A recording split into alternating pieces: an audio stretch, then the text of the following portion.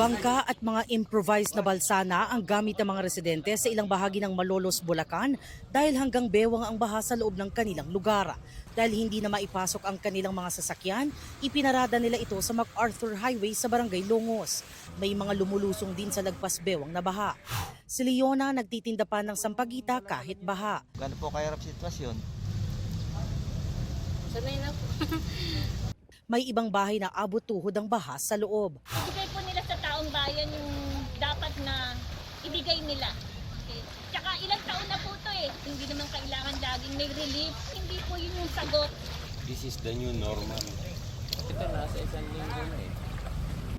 Sa barangay Sapang Bayan sa Kalumpit, abot dibdib ang baha sa walang tigil na pag-ulan kahapon na sinabayan pa ng high tide.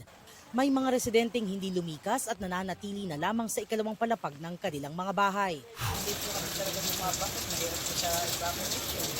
Mas mahirap po sa napaka-sama-sama. Si Josefina nalubog sa baha ang inimbak na bigas. Nakikikain na lang po ako. Nagkasakit nga po ako eh. Buti po, may mga kapit-bahay akong tumutulong sa akin. Ayon sa kapitan ng Barangay Kanyogan, may mga lugar doon na hanggang bewang ang baha. May mga nagkakaalipungan ng araw tulad ni Joey. Madalas anya siyang nalulubog sa baha. Lumikas ang kanyang pamilya kabilang ang 1 taong gulang na anak.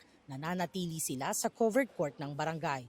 Nangangamba ang barangay na posibleng dumami pa ang mga nagkakasakit habang tumatagal ang pagkakababad sa baha. Nagkakalipong ha.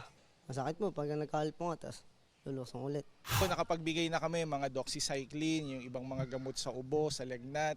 Ngayon po, naubusan na kami ng stock ng doxy, yung mga gamot sa ubo, yung pampahid po na cream para sa alipunga. Wala pa kaming reported, pero